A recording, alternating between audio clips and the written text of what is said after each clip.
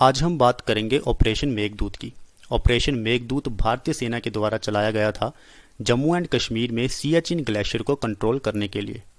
Operation Meghdoot को हम cloud messenger भी कहते हैं। ऑपरेशन मेघदूत एक कोड नेम है इंडियन आर्म्ड फोर्सेस का, जिसके तहत सियाचिन ग्लेशियर को भारत में शामिल किया गया था।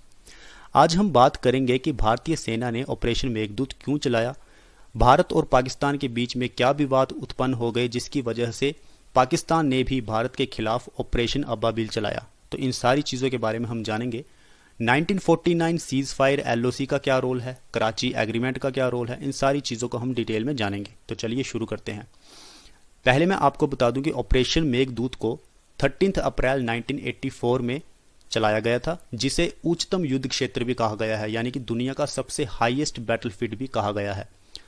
The operation preempted Pakistan's impending Operation Ababil, which was intended to achieve the same objective as a Meghdoot.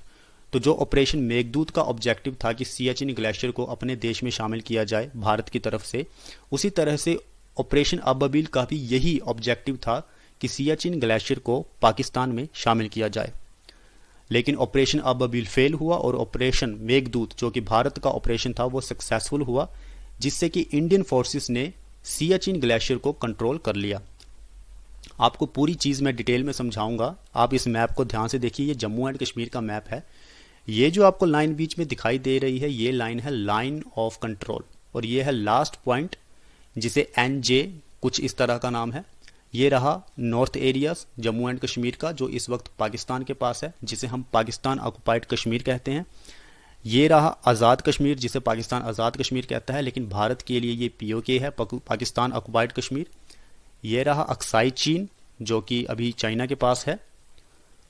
तो LOC जो है, इसकी वजह से विवाद उत्पन्न हुआ था भारत और पाकिस्तान के बीच में। तो जब कराची एग्रीमेंट हुआ था तो इस विवाद को सुलझाने के लिए कई तरह की मीटिंग्स बैठी थी, लेकिन जो सियाचिन ग्लेशियर है वो छूट गया। सियाचिन की ग्लेशियर की बात ना तो भारत की तरफ से हुई, ना ही पाकिस्तान की तरफ से हुई। पाकिस्तान को ये लगने लगा कि सियाचिन जो ग्लेशियर है वो हमारा है, और भारत को ये लगने लगा कि जो सियाचिन ग्लेशियर है वो हमारा है। अगर इनकी बात कराची एग्रीमेंट में हो जाती तो शायद ये ऑपरेशंस ना चलाने पड़ते। आगे चलते हैं। Indian army remains the first and only army in the world to have taken tanks up to such an altitude well over 5000 metre 16,000 feet. तो भारत आर्मी ही ऐसी है जो अपने साथ कई तरह के हथियार और टैंक्स लेके गई है 5000 मीटर तक की हाइट को। Up to 10 infantry battalions each of the Indian army and Pakistan army are actively deployed at high altitude of up to 6,400 metre 21,000 feet throughout the region of a glacier. तो Bharat army की तरफ से भी और Pakistan army की तरफ से भी 10-10 इन्फेंट्री बटालियंस जो हैं वो डिप्लॉय की गई हैं ग्लेशियर में, सियाचिन ग्लेशियर के आसपास। तो ये है लास्ट पॉइंट LOC का NJ 9842। इसके बाद आपका सियाचिन ग्लेशियर शुरू हो जाता है और यहाँ पे ही विवाद उत्पन्न होता है दोनों देशों के बीच में। अब हम बात करते हैं कॉज ऑफ कॉन्फ्लिक्ट क्या है। तो सबसे पहले कराची एग्रीमेंट, जिसकी बात मैंने थोड़ी देर पहले की थी अभी। So Karachi Agreement of 1949 was signed by the military representatives of India and Pakistan, supervised by the United Nations ने इसमें mediation की थी for India and Pakistan, establishing a ceasefire line in Kashmir following the Indo-Pakistani War of 1947। तो भारत और पाकिस्तान के बीच में 1947 में जो युद्ध हुआ था, उसके बाद यूनाइटेड नेशन ने भारत और पाकिस्तान के बीच में मेडिएशन करवाई थी, जिसमें कि सीज फायर लाइन को फाइनल करना था, ताकि दोनों देश एक दूसरे के साथ झगड़ा ना करें और सीज फायर का वायलेशन ना हो। लेकिन इसमें सबसे बड़ी कमी ये रही कि इसमें सियाचिन ग्लेशियर का जिक्र नहीं किया गया, जिससे कि दोनों देशों के बीच में मिसअंडरस्टैंडिंग हो गई कि सियाचिन ग्लेशियर उनका है। भारत को लगने लगा कि सियाचिन उनका है, पाकिस्तान को लगने लगा कि सियाचिन उनका है। So Karachi agreement did not exactly specify who had authority over the Siachen glacier area. Indian interpretation was that Pakistan territory extended only to about the Saltoro Ridge based on the Shimla Agreement। तो भारत की interpretation क्या कहती है Siachen glacier को लेके? भारत की interpretation ये कहती है कि शिमला एग्रीमेंट जो हुआ था, उस एग्रीमेंट के हिसाब से पाकिस्तान का जो बॉर्डर है वो यहाँ पे खत्म हो जाता। मैप देखिए, साल्टोरो रिज, ये है साल्टोरो रिज और ये है LOC का आखिरी पॉइंट, और ये जो सारा एरिया है ये भारत को लगता है कि उनका है, ये सारा सियाचिन ग्लेशियर भारत का है।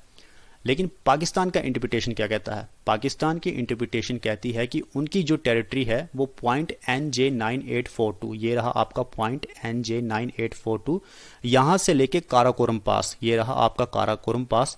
पाकिस्तान को लगता है कि यहाँ से लेके NJ9842 से लेके काराकोरम पास के बीच में जो भी एरिया आता है वो सारा एरिया पाकिस्तान का है। तो उस हिसाब से सियाचिन ग्लेशियर जो है वो पाकिस्तान के पास जाना चाहिए। तो ये सारी मिसअंडरस्टैंडिंग क्रिएट हुई दोनों देशों के बीच में, क्योंकि इनकी इंटरप्रिटेशन ही गलत थी। भारत की इंटरप्रिटेशन अलग थी, पाकिस्तान की इंटरप्रिटेशन अलग थी, जिसकी वजह से दोनों देशों के बीच युद्ध होना तय था। As a result both nations claimed the barren heights and the Siachen glacier. उसके बाद क्या हुआ कि पाकिस्तान ने जापानीज एक्सपेडिशन को परमिशन दे दी कि वो जो पीक है, इंपॉर्टेंट पीक रीमो 1 की, उस पर वो चढ़ाई कर सकें 1984 में। तो भारतीय सरकार के अंदर और भी शक पैदा होने लग पड़ा कि कहीं पाकिस्तान ये तो नहीं सोच रहा कि सियाचिन ग्लेशियर जो है वो उनका है, वो उसको लेजिटिमाइज करना ना चाहता हो। The Indian army planned on operation to control the glacier by 13 April 1984। तो भारतीय आर्मी ने फिर प्लान किया कि हमें ऑपरेशन चलाना चाहिए, सियाचिन ग्लेशियर को कंट्रोल में लाना चाहिए। तो 13 अप्रैल 1984 को ये ऑपरेशन चलाया गया। इंटेलिजेंस, जो भारतीय इंटेलिजेंस है, खुफिया एजेंसी, उससे ये पता चलता है कि पाकिस्तान का ऑपरेशन जो है वो शुरू हो जाएगा और पाकिस्तान 17 अप्रैल से पहले पहले सियाचिन ग्लेशियर को अपने कंट्रोल में ले आएगा। तो उसी बाद से ही भारत ने ऑपरेशन चलाया 4 दिन पहले ही, और उस ऑपरेशन का नाम था operation Meghdoot. 4th century AD के नाम पे संस्कृत प्ले जो कालिदास का है उसके नाम पे ये मेघदूत ऑपरेशन का नाम पड़ा।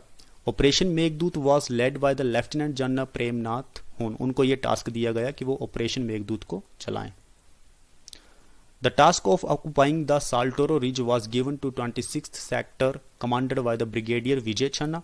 ही was task with launching the operation between 10th to 30th April. तो उनको कहा गया कि वो ऑपरेशन मेघदूत को शुरू कर दे 10th और 30th अप्रैल के बीच बीच में, लेकिन उन्होंने 13th अप्रैल को चूज़ किया क्योंकि उनको लगता है 13th अप्रैल जो है वो भारत के लिए काफ़ी लकी है, क्योंकि उस दिन वैसाखी है और पाकिस्तान को भी यही लगेगा कि इतना बड़ा त्यौहार है तो भारत जो है वो ऑपरेशन नहीं चलाएगा सियाचिन पे। लेकिन भारत ने 13th अप्रैल को ही सियाचिन में ऑपरेशन चलाया। रिजल्ट क्या हुआ? The operation resulted in India gaining 70 kilometre long Siachen glacier. तो भारत ने 70 किलोमीटर तक सियाचिन ग्लेशियर को कंट्रोल में ले लिया। जितनी भी ट्रिब्यूटरी थी ग्लेशियर्स की वो भी कंट्रोल में ले ली, और जो 3 इंपॉर्टेंट पासिस थे वो भी कंट्रोल में ले लिए। 3 इंपॉर्टेंट पासिस सियाला, बिलाफोंडला एंड ग्योंगला, ये सारे भारत के कंट्रोल में आ गए। Thus presently giving India the tactical advantage of holding the higher grounds। तो अभी जो strategic position है, tactical position है जो सियाचिन ग्लेशियर की, वो अभी भारत के पास है। The loss of most of the Siachen area and the subsequent unsuccessful military forays prompted Benazir Bhutto to taunt the Zia-ul-Haq, जो कि उस समय के कमांडर थे पाकिस्तान में, that he should wear a burqa as he had lost his manliness। तो उस समय की जो पॉलिटिशियंस थी बेनजीर भुट्टो, जो पाकिस्तान की प्राइम मिनिस्टर भी बनी थी, उन्होंने कहा था कि जिया उल हक को बुर्का डाल लेना चाहिए, क्योंकि उन्होंने इतने प्रयास किए सियाचिन ग्लेशियर को कंट्रोल करने के लिए, लेकिन वो भारत से सियाचिन ग्लेशियर को कंट्रोल नहीं कर सके, छीन नहीं सके, तो इसलिए उन्हें बुर्का पहन लेना चाहिए, ऐसा कहा था बेनजीर भुट्टो ने। तो यही थी सारी स्टोरी सियाचिन ग्लेशियर की और ऑपरेशन मेघदूत की, जो भारत का सक्सेसफुल हुआ था। सियाचिन ग्लेशियर जो था वो पहले से ही, क्योंकि जम्मू एंड कश्मीर में महाराजा हरि सिंह के साथ इंस्ट्रूमेंट एक्सेशन हमारा साइन हुआ था, तो उसी हिसाब से सियाचिन ग्लेशियर भी भारत का ही था, लेकिन पाकिस्तान की एक गलत इंटरप्रिटेशन की वजह से ये एक ऑपरेशन चलाना पड़ा और जिसमें भारत की जीत होती है। तो थैंक यू वेरी मच। अगर आपको वीडियो अच्छी लगी हो तो प्लीज़ लाइक करें, शेयर करें, सब्सक्राइब करें। Thank you.